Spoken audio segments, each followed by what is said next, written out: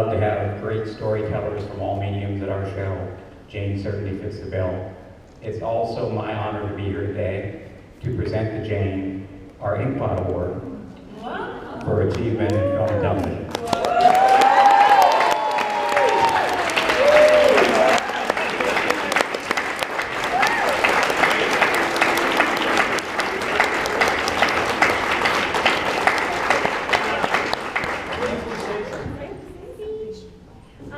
I had no idea. Like, I wasn't just Taylor Swifting it there. I really had no idea.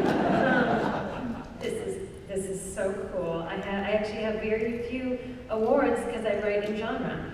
So I don't have Emmys and such. I've got half a Hugo and 3 Streamies. And now I have this, which makes me incredibly happy.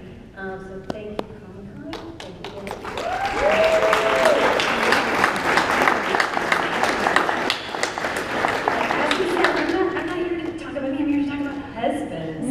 Which is my pride and joy. Anyone who hasn't seen it, if you like my writing, this is my writing without any like network filter and stuff on it. And it's Brad Bell's writing because this is his baby too. And Jenna's gonna moderate the hell out of this panel.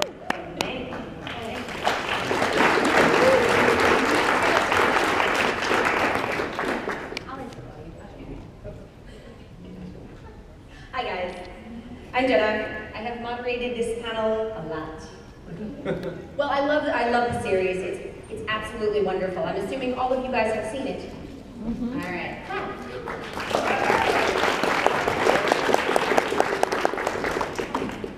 So I will introduce everybody. Brad Bell and Bo. Yes. Hello. Bo, you have anything to say? Yeah, how does Bo?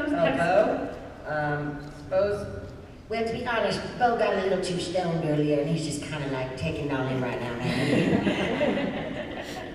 The voice with which Bo speaks, when Brad speaks for Bo, it cracks me up every time. And then I'm like, what is that voice? Who else? Nobody in real life would speak that way. And then we discovered that it was a deviation of Liza Minnelli. We went to the Liza Minnelli concert. We saw Liza Minnelli live. It was amazing. We were like as close as you are to us, to Liza, as she was doing her Liza thing. It was so good. Yeah, and as soon as she started speaking, I kept poking Brad and going like, she talks like Bo. She talks like that. Sounds just like the doll. Yeah. And Jane, of course. Yes, hi. So you guys know Jane. Winner of the Inkpot Award very recently.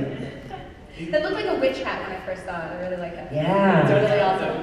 You got like Mickey. Right? Yeah, the sorcerer's hat. Yeah. Yeah. Sean, have you?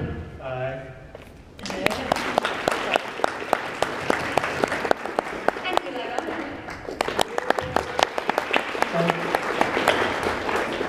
Eli directed the last storyline of Husbands. So the I Dream of Cleaning storyline was all Eli. So I want to jump right into controversy stuff. Okay. Controversy. So there's been some things, and I've definitely seen this on Twitter about gay agenda, or someone on Twitter put today, gay agenda. Oh, there it is. I knew there was a way to combine those words. Gay agenda. God, it's so obvious. Well, I invented agenda, so that's pretty good too. As for you ladies, you're welcome. It's the new hashtag. Yeah. All right, so talk a little bit about that, because it's interesting. Well, you guys seem to have predicted the future in terms of what's been happening politically around this We issue. seem to have. I think so. I think you're magic. Which I totally get it. But talk a little bit about that, about where you're going with this, about the political climate right now. Yeah, well, it's strange. You know, just the laws that they're passing in Russia, and my friend just got back from China the other day, and he was like, you know, it's illegal to be gay in China. And I was like, wait, what? He's like, yeah, they're pretty lax about it, but every 3 or 4 years they raid gay bars, and they take all those men and they put them in essentially concentration camps forever. And I was like, what?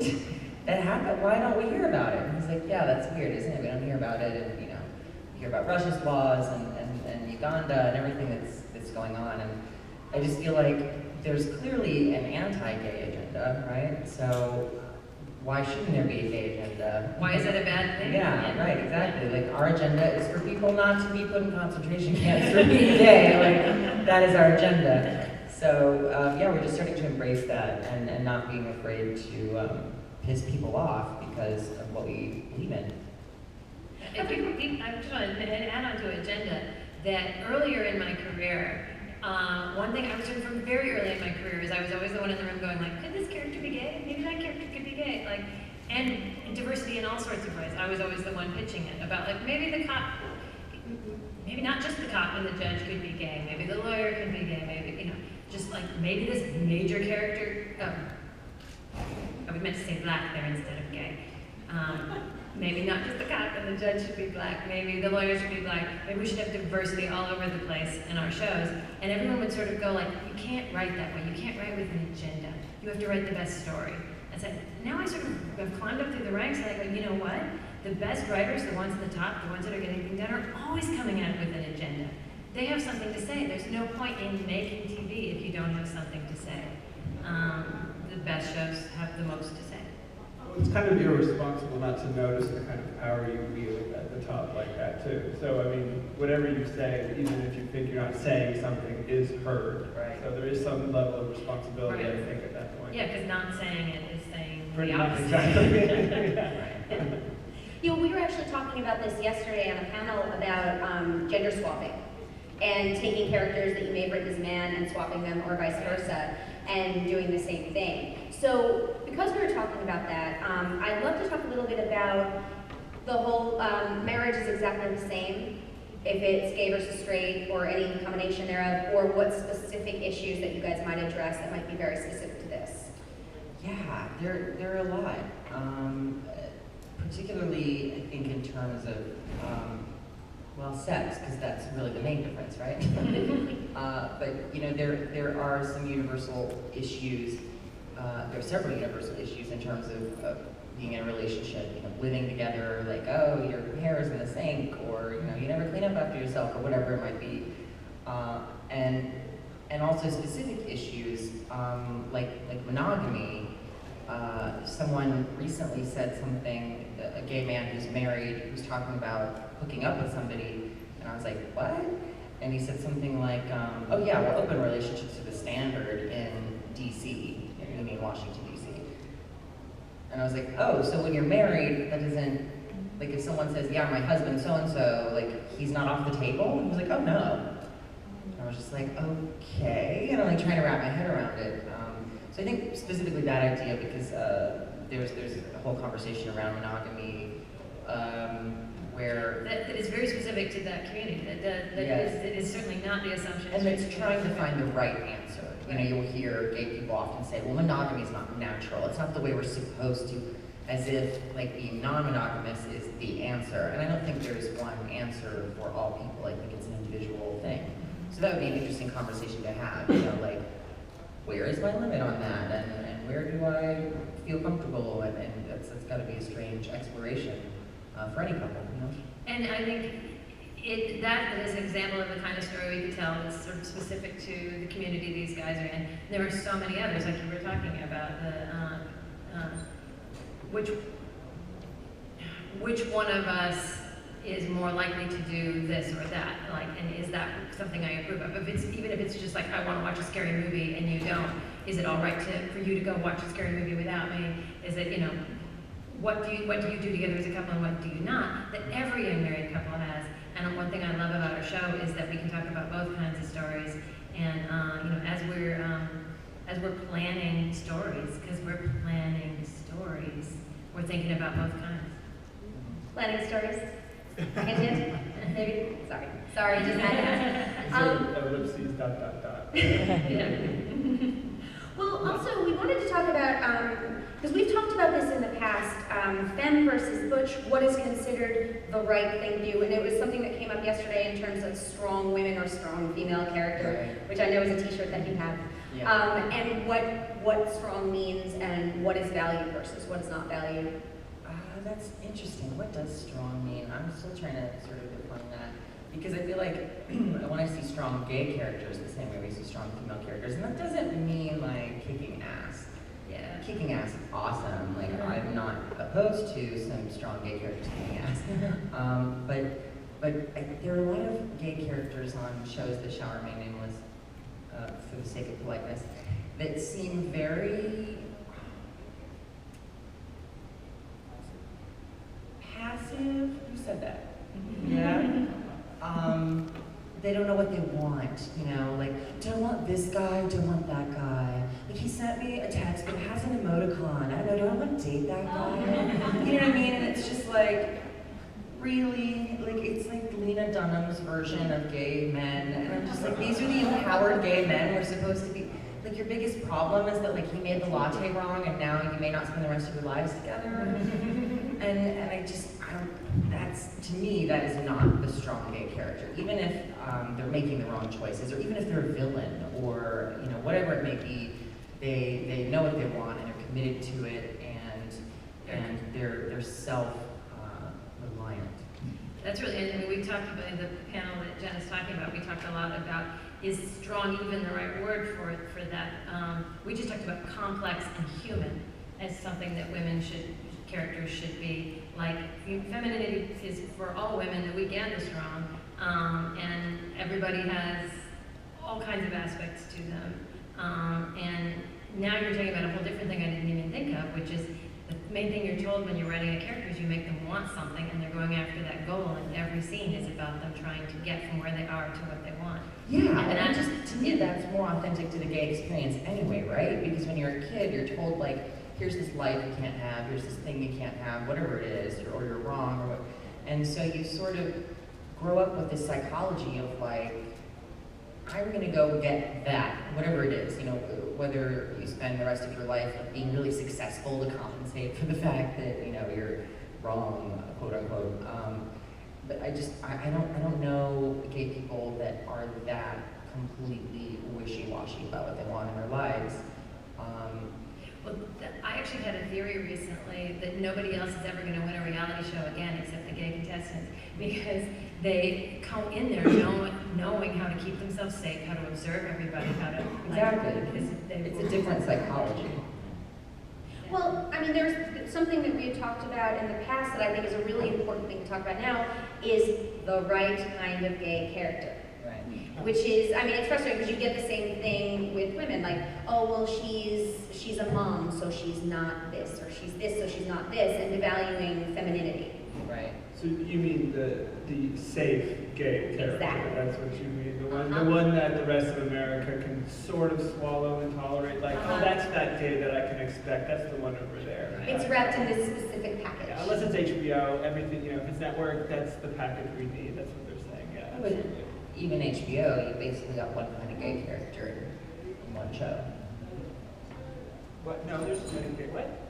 What I mean is there seems to be an aesthetic for gay where a show picks that aesthetic. Like, this kind of gay guy is the gay guy our show has.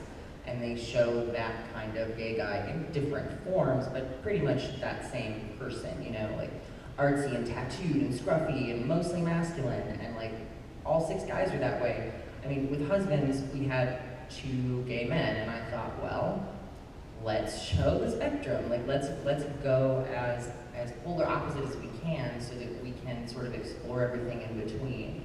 And a lot of the criticism that we get from the gay community or from straight allies who think that they're being progressive but don't quite get it is like, well, why does one of them have to be feminine?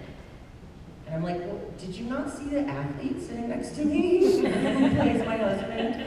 And not just that, but, you know, like, comments like that will come from women. And I'm like, do you understand that what you're saying is that being like a female is wrong? Like, what you're saying is that's the unideal choice when it comes to masculine or feminine, that masculine is the superior. And I don't think women get that. When they make that objection, at least not all women in general, sorry. We are the same. All of us. Well, you had mentioned that you got some kickback from the gay community that wasn't always positive. So, but, I mean, how do you look at that? Do you look at that as a good thing, a way to open discussion? Or is it just annoying? I wish it were a way to open up discussion, but here's why it's annoying, because it's a superficial snap judgment. And I'm like, okay, you are a gay man complaining about a stereotype via a superficial snap judgment. Think about that for a second, you know? And that's a difficult concept to get people to grasp, and it's kind of like they've clicked onto something else by the time you can say, like, do you see the flaws in your logic here?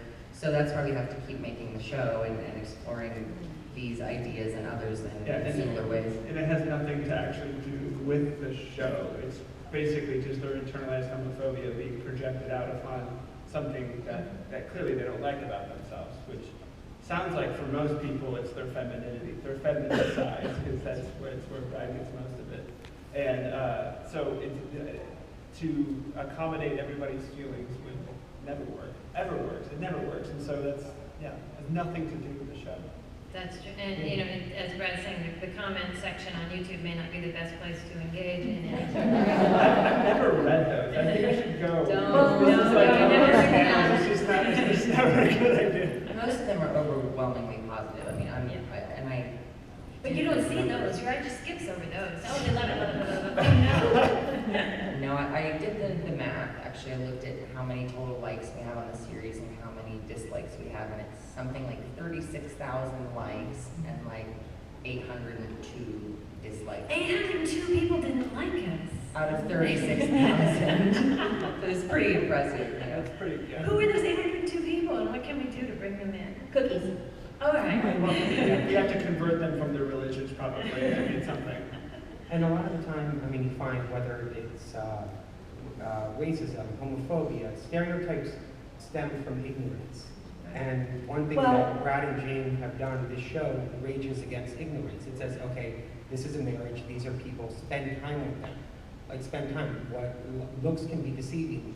An argument about cleaning a house can actually be more about my role as a man and your role as a man in this marriage, in this relationship.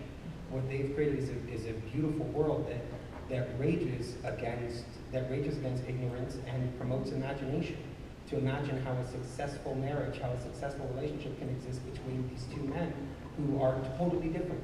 And I think that's the beauty of husbands, and that's the strongest statement it makes. Thank you.